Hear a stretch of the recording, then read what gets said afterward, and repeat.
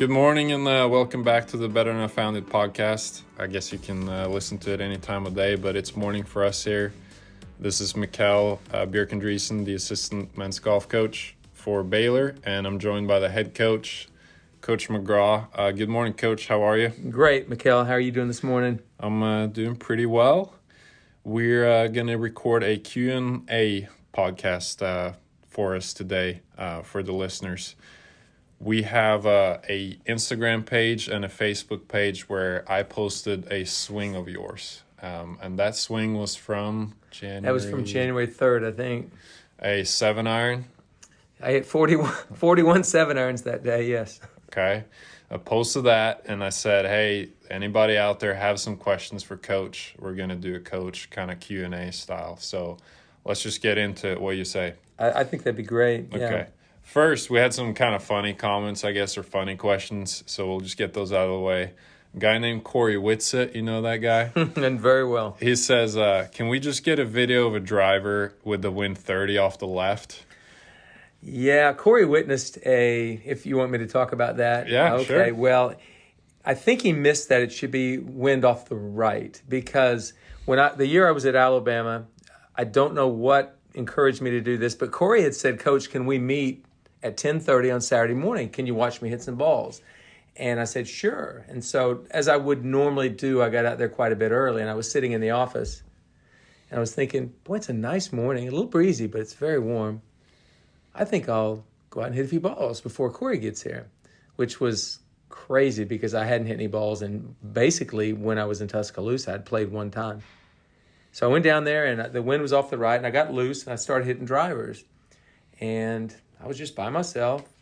And one after another, I started hitting these little butter cuts just up against the wind. I thought, this is perfect. I'm just hitting cut shots against this wind. Wind's holding them straight. They're all going dead straight. Now, to be sure, they were going about 240, so they weren't going anywhere. But they were going well, exactly.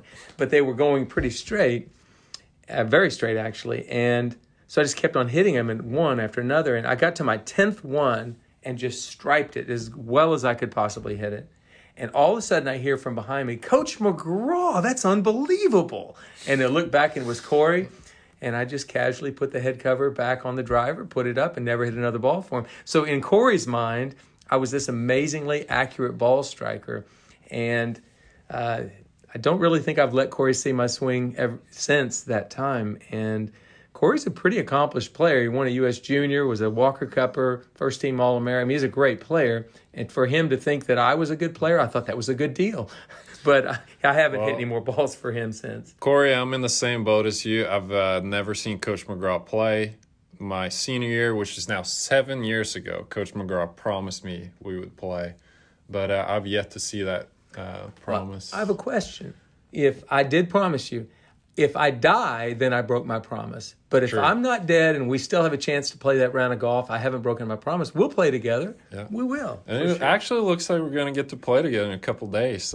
You've adjusted a game. We have a kid who can hit up to 7 irons, I think, because he's coming off an injury. So you were like, okay, I'll jump on that. I can hit a 7-iron. I know I can still hit a 7-iron. So it looks like we're actually going to get to play, which is going to be a historic event. Anyways, we have another couple comments on the video, more than questions for you. A guy named Cimarron Grubb. Cimarron Grubb. Class of 1988, Eben High School. Okay, not the best name pronunciation there. I'm still foreign, so struggling with that. But he says, are those jeans? And yes, I think those are definitely jeans. I will say this. If I'm not at the office or at a tournament or recruiting or whatever, I probably have jeans on. When I get home, the slacks come off and a pair of jeans goes on. And people say, how jeans aren't even comfortable. Much more comfortable than slacks. So I wear jeans around the house all the time. Okay. We have John Ron the Fifth says, is that Hogan PC equalizer? Yeah, John Ron knows about my affinity for Ben Hogan, all things Ben Hogan. And I played Ben Hogan irons growing up. And so when he first met me, I was really close to his dad. But when John got old enough to meet me, I was playing Hogan irons at the time. And that's all he remembers is that's what I used in those days. But those weren't Hogan's. They're your pings. Those are my pings. Yeah, I'm a ping guy. Yeah, for sure. They're sitting right behind you there. Mm-hmm. Okay, Trevor Stafford says, will the NCAA grant Trevor Stafford the year of eligibility to play at Baylor? Well, Trevor had a couple of injuries in college, and actually I think it took 6 or 7 years for Trevor to get through college. He was a Edmond High School product in the mid-2000s, went to Wichita State, was injured, ended up at Central Oklahoma.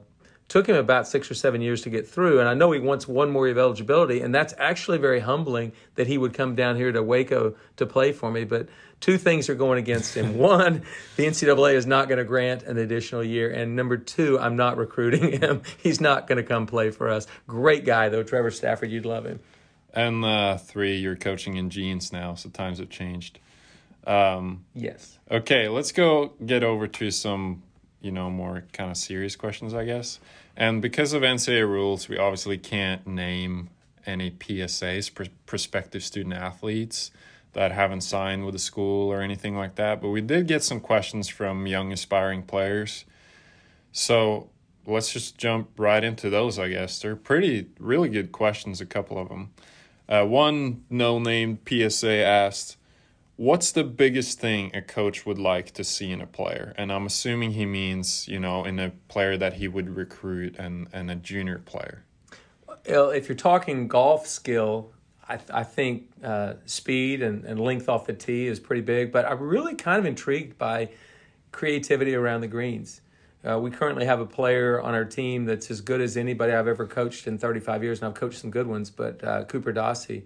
When he gets around the green, something special is getting ready to happen because of his creativity, because of his skills. So I do look to see what they can do around the green, because I don't know very many things for a fact, but I do know for a fact when they get to college, they're going to miss greens on my team. They're not going to hit every green their entire career. So I want to see what they can do getting the ball up and down. So I do look for that. I do look for speed. That's important to me. I think I'm going to recruit a lot less guys going forward that have my club at speed. We do not need that. We do not need that. Now, I'm pretty accurate. Just ask Corey Whitsett. But I would say that speed and creativity around the greens are big. Yeah. What about other than skill stuff, though, Coach? Like when you're out recruiting, what do you look for? Yeah, I really think character is about the most important thing to me. I've done it both ways. I've recruited character and where I've recruited just talent and skill and results. Character wins out just about in everything in this life.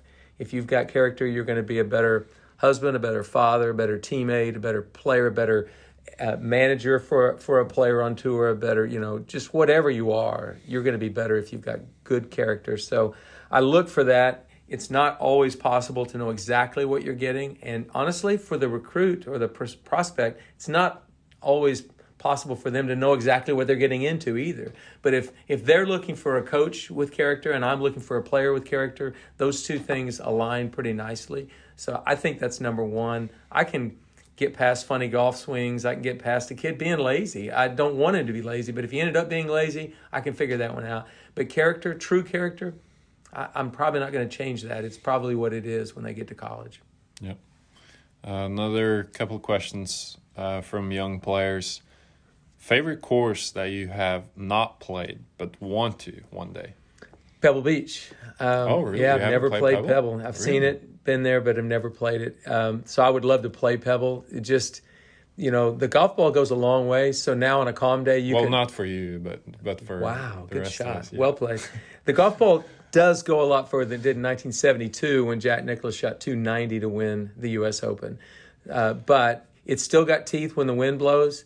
And it's a master of golf course architecture and uses one of the most beautiful pieces of property in the entire world to build a golf course. So I haven't played it. I would love to play that golf course one day. What about favorite golf hole in the world? That's also coming from a young player here. This one's going to surprise a lot of people. It is number 2 at Prairie Dunes. It's about 148-yard par 3 that has no hazard, no penalty area, and can cause you more grief and misery than just about any hole in the world. It's got an absolute amazing green complex. So to me, it's one of the great short par 3s in the world. I've never played the 7th at Pebble, and I've never played the 12th at Augusta, so I've never played either one of those. But I know this par 3, number 2 at Prairie Dunes in Hutchinson, Kansas, is just an amazing, amazing golf hole. So to me, that's my favorite hole in the world because it's not long, but it's got an amazing backdrop of a dune with native grass all on it, and then just a green with lots and lots of movement. And it's not very long, but it can play very, very difficult. And when the wind blows, you better buckle up. It's a tough one. So I agree. That's a tough one. I love par 3s that are around that distance. They don't have to be 240 to challenge a player. I saw one picture this past week from Augusta, since this past week was Masters week. It was a different angle of hole 12. Did you see that one? I did see that. Where they'd taken it from kind of the right side of the green, and so they've pictured the depth of the green or how shallow it is. And it explains like everything about that hole, like how genius it is when you see it from that angle. Look that up on Twitter because that was good. That reminds me of hole 2 at Prairie Dunes as well. Okay, there's a question coming from Brian Brodell. You know Brian? I do know Brian. Okay. If you had to walk one final round with any player you have ever coached, who would it be and why? So I get to choose a player to walk one more round. One final round with any player that you've ever coached. Is he being prophetic? Does he know something I don't know about the end of my career? Do I need to be thinking about this? I don't think so. I think he's just inquisitive. That's a good question. That is a very good question. I would probably walk with a young lady named Robin Orndorff. And so obviously she wasn't a famous golfer, but Robin was just an amazing, amazing human being. She passed away at age 14. She's in the Edmund Junior Golf Hall of Fame. She was in our first induction class, but at age 14 when she passed away, she had experienced 41 surgeries. And the last surgery was a kidney given to her by her uncle that didn't take. But she was everything you'd want. She was the toughest little girl you've ever seen in your life. And she would be on dialysis all morning long. And then she would show up and come out and play in our junior golf program. And she did that year after year after year. And she ended up playing in junior golf tournaments around the state of Oklahoma. And she could win junior golf tournaments. She played pickup baseball and basketball games in the neighborhood with other boys. She was tough. She fought hard in everything she did. And she was just an amazing inspiration to me. So if I could play one more round of golf, it would probably be with Robin, with a junior golfer that I worked with for sure. Cool. Good answer. Maggie Roller. We both know Maggie real well. She's an instructor in Tulsa. Son JP Roller plays at Texas Tech right now. Great family. She may be the biggest fan of this podcast, I think. She has a question. She says, who is your hardest working player ever and why? What do they do specifically? Well, this is going to be a tie between two players, and both of them have actually been on this podcast. So Charles Howell would literally get to the golf course as quickly as he could after lunch, and he would practice until about 15 or 20 minutes before dark, and he'd throw in a line in the lake right behind the team range there at Karsten Creek, fish a little bit.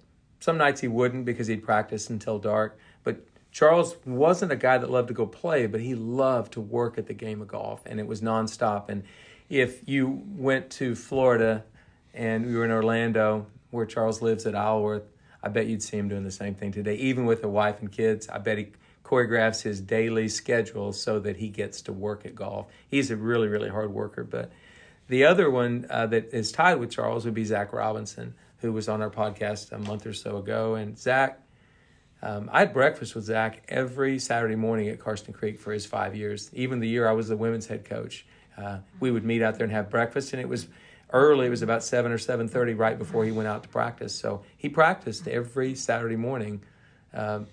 By 8 o'clock, he was out practicing, and he just worked hard all the time. In fact, I can remember plenty of days when he didn't get out there until after dark. He was leaving Karsten Creek after dark, and he needed to do that. Zach didn't have the same skills as a guy like Charles Howell or Hunter Mahan or Peter Uihlein or Ricky Fowler. Those guys all came to college with a lot of skill, and Zach was talented, but he developed his talent over time. He was a 2-time All-American at Oklahoma State, and a lot of people would not have picked that to happen. I think he developed his talent, and I think that's a perfect example of how God gives us all talent. He's given you a talent to coach, and you're developing your talents right now as a young coach. You're 28, is that right? Well, I'm 60, so I'm a little further down the road than you are, but I'm still trying to develop that talent. So I think somebody that's a hard worker is somebody that takes the talent they've been given and develops it. And so both Charles and Zach, and Charles is 41 and still as excited about practicing at golf as he ever has been. And Zach, that developed his way through college to be a 2-time All-American. Hard-working guys, both of those. Yeah. What about one of my childhood heroes, just growing up in Norway, and he was a Swedish golfer, and he had a blog at the time and stuff, and this might be a little spoiler alert, but he's coming on the podcast either before this drops or after. We don't know yet, but Alex Noren, where does he fit in that equation? He'd be right behind those two guys, he'll be ahead of them in something I call enthusiasm. Absolutely woke up every day with this unbelievable, insatiable desire to go figure out things about the game of golf. And if you talk to Alex today, he's 38, same thing today. And he will be a podcaster here before long. I think it's a really, really good example of what enthusiasm along with hard work can do with you. And so, yeah, he'd be right there with him. He probably We've just all seen those pictures, his hands. Those are the greatest. Yeah. That's the greatest picture ever. But I will say this. Alex would be right up near the top of that list, but he trumps almost everybody I've coached because of enthusiasm. Yeah. Lindsay Kuehl, I hope that's how you pronounce the last name. She's the women's head coach at Denver. Faithful listener to the podcast, and she has some really good questions. So, first one, let's go with this one. Mental skills a coach can introduce to help with performance under pressure. Like what are some of those that come to mind, Coach, the mental skills that you try to coach to the players? Well, I think what you get kids to do is to look introspectively, look inside first. So most of the time when we have insecurities or whatever it is, it will manifest itself under pressure. It's going to show up.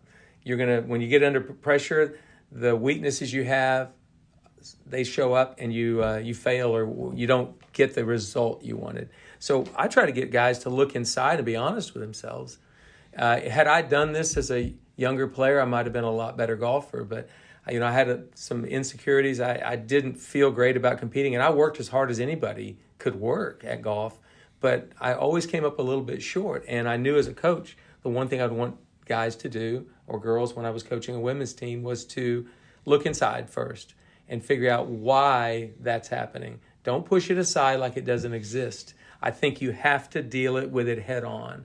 So having said that, that's a big high-level answer right there. But more specifically, it would be to go out on the golf course and in practice and put them in uncomfortable situations. I was watching you, in fact, last week work with one of our players in an off-season skill instruction, and you were really stressing his nervous system by putting short side miss, strong side, short side, whatever, but you were doing some drills that penalized, instead of just hitting 6 irons to a target on a range, you gave him something, did you? I mean, could you explain that a little bit? I mean, yeah, just having some consequences, right? Yeah. So I think practicing, when you have drills, you put them under pressure in the heat, whether it's on the golf course or on the range, but then have a consequence attached to it. It's pretty simple. You can come up with a lot of different games. There's no one game that you've got to do it this way or that way. I would just be very intentional about stressing their nervous system. If you don't make it hard in practice, how in the world are they going to handle what's going on when the competition comes? But that begins with looking inside and knowing, you know what, I get really scared on the golf course, and why do I get scared? Exactly. And I think you come back to your tendencies under pressure and or when you play a lot of golf, competitive golf. And so both Troy Denton spoke about that, about his players on the podcast, how, we kind of revert back to our tendencies, both mentally and physically, as far as swing technically or our mental process, either speed up or slow down or something different. And Webb Simpson mentioned the same thing too, figure out what you do under pressure. And he mentioned VJ, VJ figured out why he hit it left under pressure and went from 9 wins to 34 wins. So And if you look back even further, Ben Hogan, I mean, he had a really good year right after the war, World War II. He came back and played pretty well that year, but he knew that hook that he was hitting wasn't going to take him where he wanted to go eventually. And he spent that whole winter finding out why he hit that hook, ridded it from his golf game, did everything, but he literally looked head on at his problem. So I think that's the main key. Yeah. Kind of the personal tendencies, figure out what happens under pressure. For sure. Serious Golf Talk, next question. Serious Golf Talk, that's another podcast. They asked us a question, or asked you a question, Coach. Said, could the 2000 Oklahoma State team still compete at the NCAA's 2021 in college golf? So I think they mean, would that team be good enough to still play this year in college golf and show up at nationals? Well, I'm going to say yes, and for this reason. The guy who led that team, Charles Howell, shot 23 under par. Nobody's approached it since, and Phil Mickelson got closest to it before, and that was 6 shots behind it. So they had a guy leading the way that could play today. Oh, by the way, he's still playing the PGA Tour very well. So, yes, I think that team could compete. You had a lot of good players. Edward Lohr, who played pro golf until last year. He played on the Asian Tour. He played PGA Tour, and he played the Korn Ferry Tour as well. And Edward played for 18 years. Yeah. So, yes, I think that team could probably compete today. So what would they finish then, do you think? If you teed them up, Nationals is right now, and you have everybody there. You have our Baylor team. You have all the other top, 25 or 30 teams, I guess it is, at Nationals, teeing it up right now. And your 2000 OSU team is pegging it up as well. Where would they finish? I mean, they've got to finish in the top 5. They won a national championship. I think they would finish in the top 5 for sure. I don't see how they wouldn't. You're not going to go out on a limb and say they would win the whole thing? Well, they're not going to beat Baylor. True. Okay, they can get second, They can get second. Okay. No, that was a really good team. But, and unheralded and unmentioned and overlooked often is what Landry Mahan did that week. And Landry's no relation to Hunter, but he was from Richardson, Texas. I think I've mentioned this before, but Landry finished 13th in that event. He became an honorable mention All-American that year. And I think if Landry hadn't showed up that week, we were not going to win the golf tournament because we won in a playoff as it stood over Georgia Tech. But that Landry was a really talented kid from the Dallas-Fort Worth area. But anyway, that team was really good. I think they'd compete nicely in college golf today. Who were all the names then? Do you know them off the top of your head in that 5 that you I do. Charles Howell, Edward Lohr, Landry Mahan, Anders Holtman, a Swede, and J.C. De Leon, who was a freshman from Tulsa. And J.C. actually made about a 7 or 8 foot birdie putt that to win the national championship. Is pretty big. Yeah, cool. So top 5 behind Baylor somewhere. Eric Kalina asks, and I'm sorry, people, if I'm butchering your names. If these were Norwegian names, I'd be killing it, but sometimes I'm a little bit off. Eric Kalina asks, in your opinion, what's the most important mental skill that champions possess? So he's kind of going along the same ask question by Lindsay Kuehl, but what is the most important mental skill that champions possess? The ability to overcome doubt, self-doubt, because every single player that plays the game of golf, including Tiger Woods, Jack Nicklaus, Ben Hogan, they all experience bouts with self-doubt. Every one of them does. So I think their ability to do that is big. I can't just give one, if that's okay. Yep. But so the ability to do that. And Webb Simpson talked about it a couple of weeks ago on our podcast about how, he had a lot of doubts. He didn't know what was going to happen. He had a lot of stress, a lot of anxiety about it. But he's figured that out to the point where he can compete at a high level for a long period of time. So I think the ability to do that. I think they have a great ability to compartmentalize their work, their training, their life, their personal life. They do a good job of that, because if you can't, you're just going to be discombobulated all over the place. So they organize their life well that leads up to good golf. They have to be able to do that. If you end up having a family with a wife and kids, you've got to manage that. They need to be still first in your life before golf. And then how do you make golf a nice little, runner-up, if you will, to the family? And So they do a good job of compartmentalizing or organizing their life there. And the first one I said was they rid themselves of, or they overcome the self-doubt that they might have.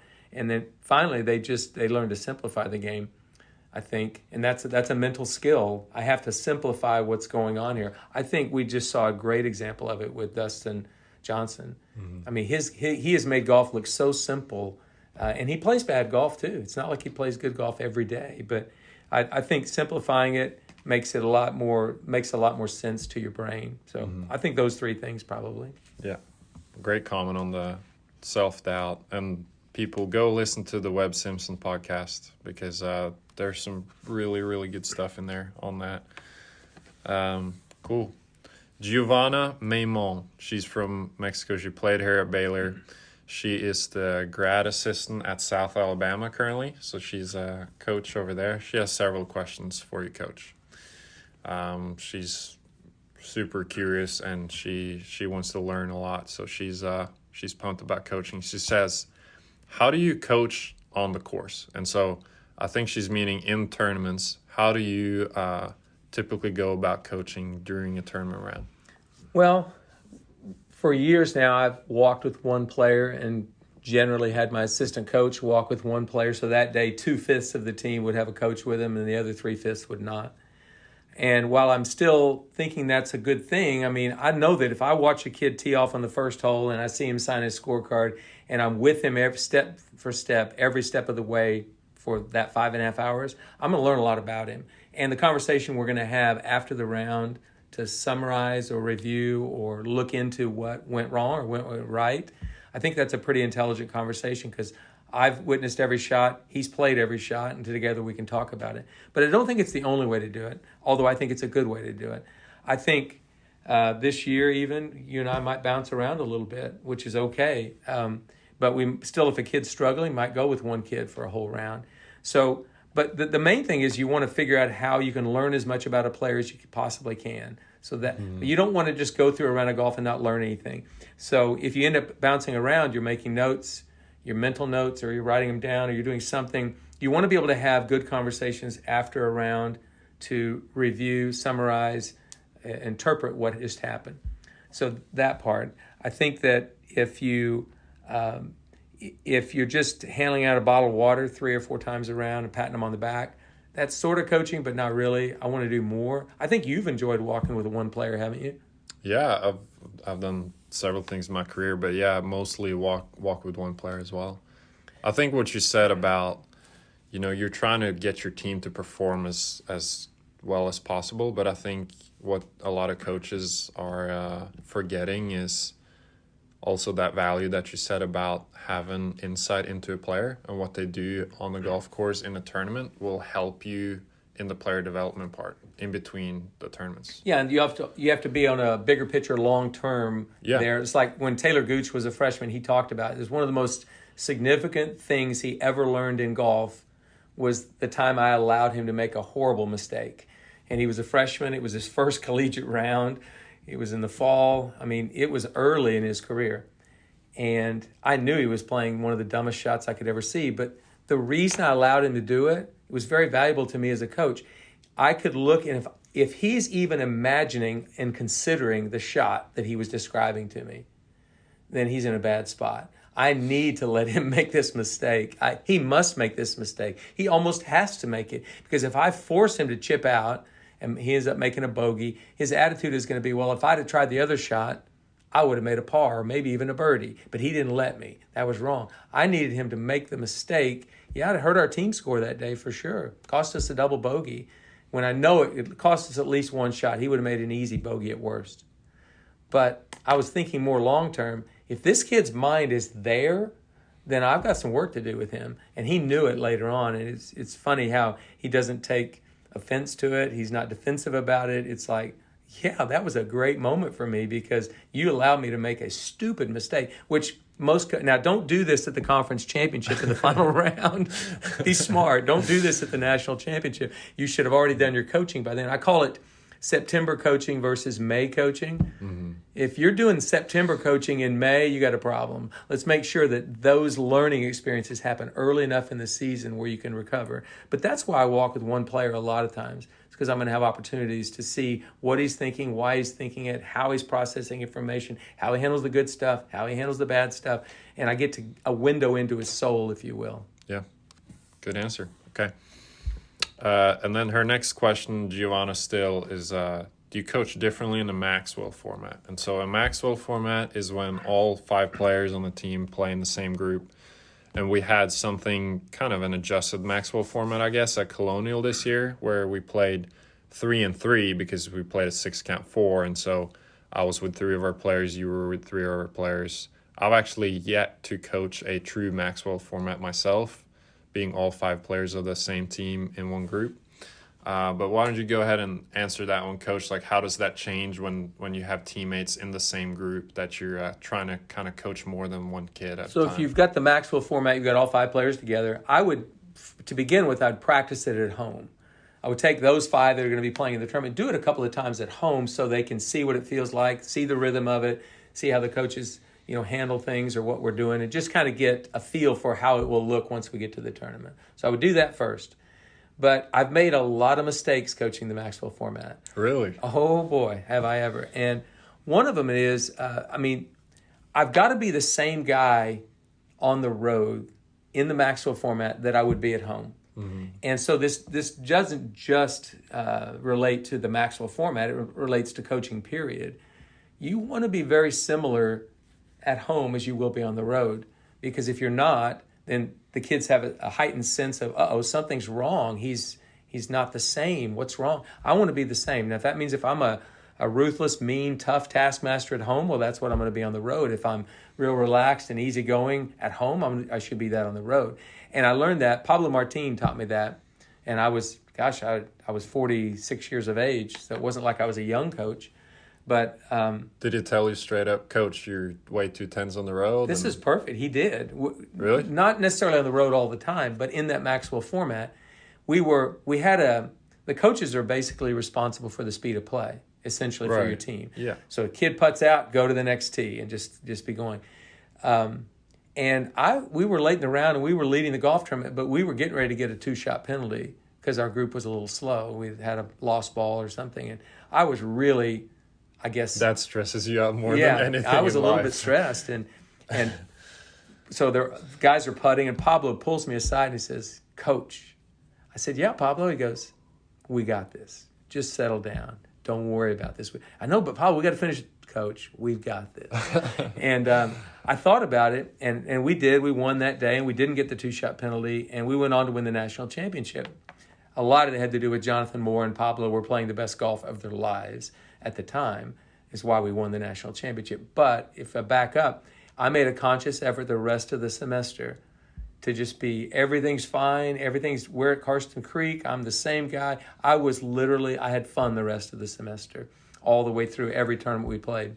And I think that helped. There was only 3 more tournaments, but I think it helped listening to Pablo. So if I was going to tell you as a coach how to go coach this format, I would say make sure that you've practiced it at home. Make sure you're the same personality you would be at home. You don't want it to change. And then I think if you have a team where they don't get along, this is going to be a tough format for you because they're all there together.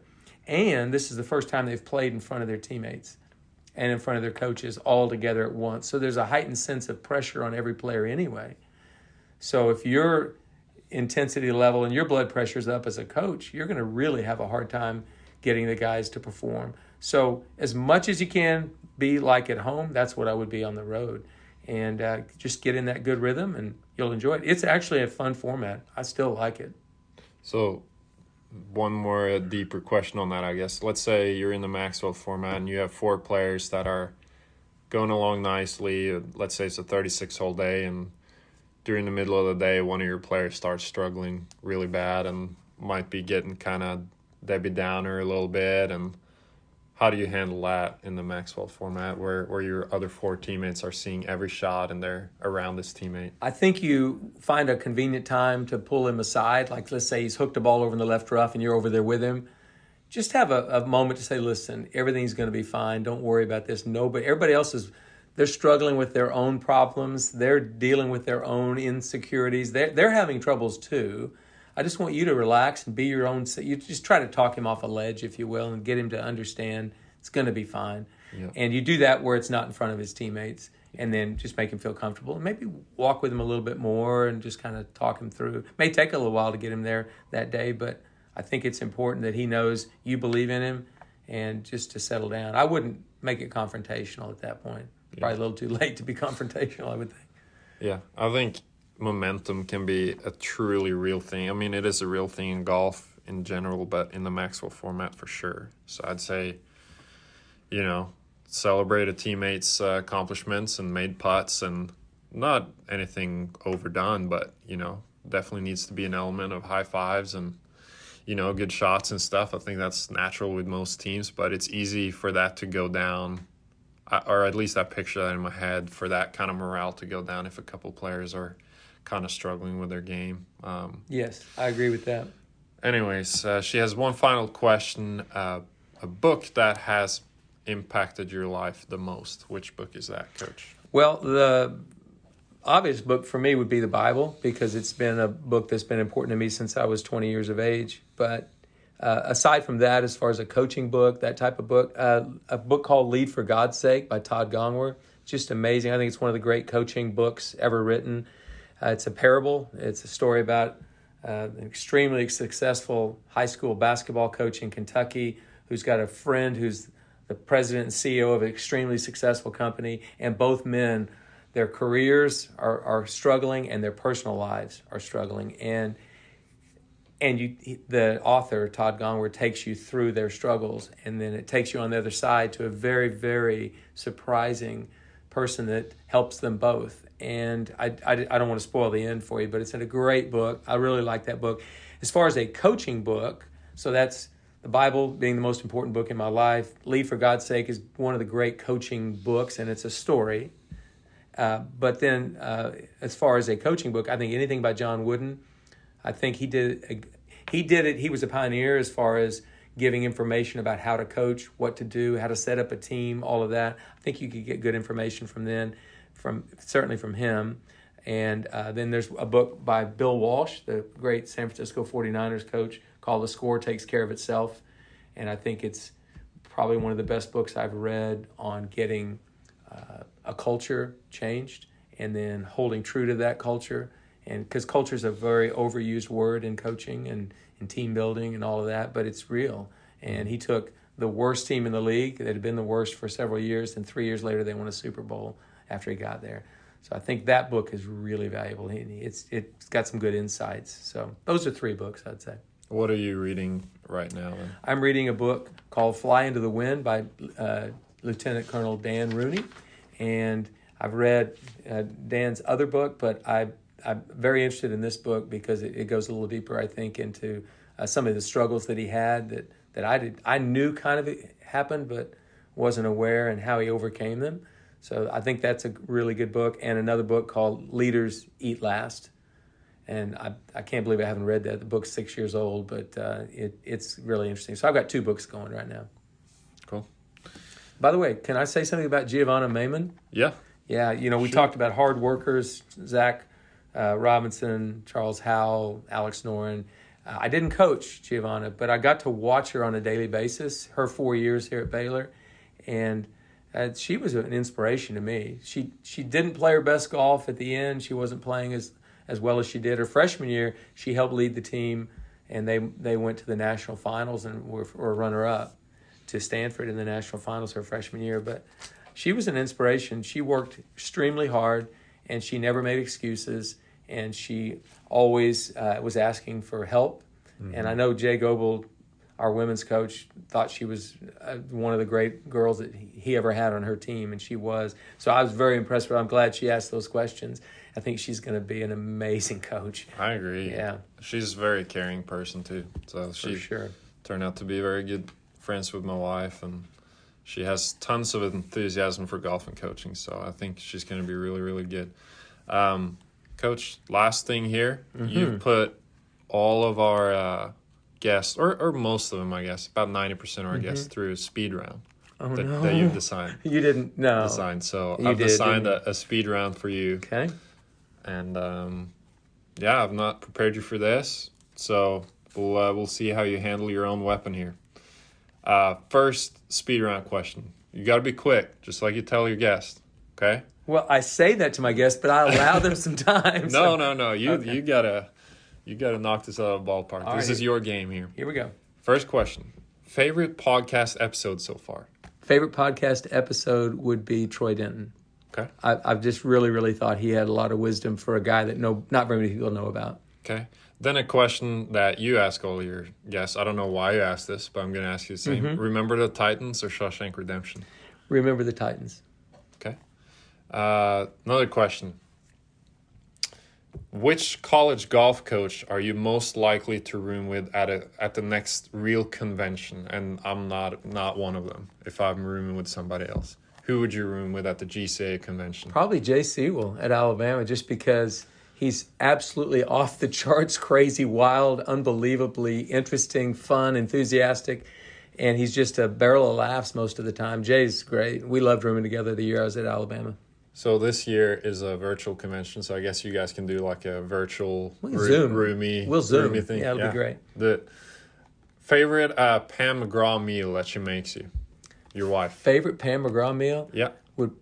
Would have to be beef stroganoff. Now, we haven't been eating a lot of that lately, going vegan, but that's a pretty amazing meal. Yeah, and her sopapilla cheesecake is, I guess, there's a little bit of heaven in butter and sugar when you get them together, and wow, that's the greatest dessert in the world.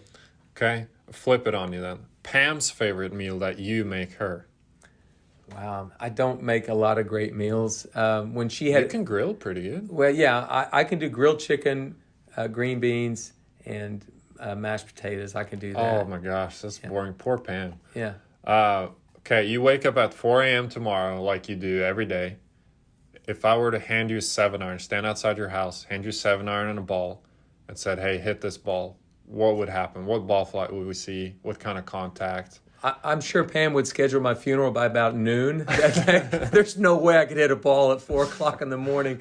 I've got too much pain. I think it would be a very thin shot because I wouldn't want to have any contact with the ground. Yeah. It would be very thin. It would probably go about 138 to 142 yards, somewhere a little bit. That's way too aggressive, Coach. It's more like 124. Little toe hooky, so it'd probably be left of the target. Okay. Not a lot of people know this, but you used to be a cross-country coach Yes. as well. Best mile you ever ran? I ran a 5:12, and I want to explain what happened. I'd never been timed for the mile. I'd run the mile. I guess I ran the mile in the 6th grade. Don't know what that time would have been, but I kept on running. And so I'm coaching cross-country, and the head coach, Dave Sammons, who I won on the podcast one day. Dave Sammons is one of the great coaches in all of athletics. So Dave said we were going to have a mile flush out. That's where you go run a mile as hard as you can. And there were 3 groups, A group, B group, and then the C group. And the C group were just guys having fun. B group were guys that were freshmen and wanted to be on the varsity one day. And then the A group was the varsity and kids who were challenging for varsity. So I always ran with the B group. He always, where we were running 5 miles or whatever. And on this particular day, he says, Coach McGraw, we're running a mile flush out, a mile as hard as you can. And today, Coach, I want you to run with the A group. And I looked at him like, are you kidding me? There's no way. He said, Ryan Suchala, I just want you to hang with Suchala. Just hang with him right there. And so, sure enough, I did. And I literally collapsed over the finish line at 5:12 for a mile. And that's the only time I haven't timed it since then. That's 28 years ago. But at 5:12. I figured I'd run a 5:13 or 14. 5:12 is good, but tell the other part of the story then. What happened with one of your players?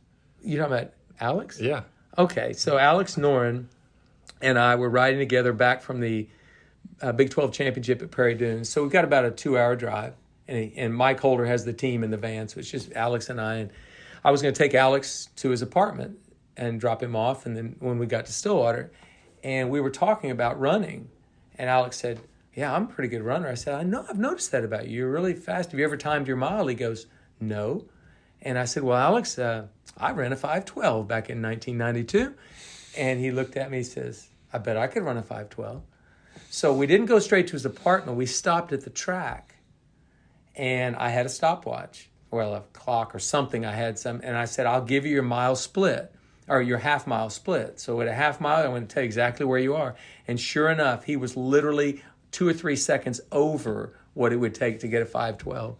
And Alex, remember, has played 18 holes of golf and ridden 2 hours in a car and hops out with, he didn't have slacks, he put shorts on, and Alex ran a 5:11. I was so mad that he had done that, and it wasn't even training, and he ran a 5:11. So anyway, that's pretty good. That's talent right there. That is talent. Last question. Favorite Coach McGraw quirk. So your own favorite quirk, which you're a man made of only quirks. That's all you are. Which is your favorite? I'm just a walking quirk. Is yes. That what, yeah. No, not one quirk. A set of quirks. A set of quirks. I would say that the favorite thing I do that I like is I want everything in order. And so I'll tell you a story about, and Pam is the victim of this one. Poor Pam. So when we were dating, we dated for the longest time. We never went to my apartment, ever. Because all I had at my apartment was a Barca Lounger chair and some golf magazines, golf clubs, and some golf memorabilia on a shelf. That's all I had. So why could we go over there? We didn't have a chair to sit on hardly. You had one plate and one fork, right? One plate, one fork, one knife. That's a whole nother podcast right there. So we go in there, and she's looking around this room, and she's going around, and she picks up this little watch fob. It's a Timex watch with Ben Hogan's name on the face of the watch. So it's a collectible item, very collectible. And she picked it up, she looked at it, she put it back down, she walked on, and she says to this day that as I was walking behind her, I turned the clock because the watch, she had laid it back down just a tad askew. Yep. Wasn't quite square to where I wanted it. And she thought, I can't marry this guy. He's nuts. So I think my need to have things in order is my favorite quirk because it bothers a lot of people. Yeah, you'll come into my office and like straighten up my coaster and stuff. And so, of course, I'll automatically, re-mess it up just to see what it does. I think it's one of my best qualities. Okay. Interesting take there. Thank you. Okay. Well, thanks, people, for all your questions. Follow us on Facebook and Instagram. We'll do another one of these maybe in the spring sometime, Coach. Absolutely. Something like that. Absolutely. We'll keep on turning out podcast episodes. So we really appreciate you guys listening. Thanks for your feedback. Thanks for your questions. We'll see you again next week.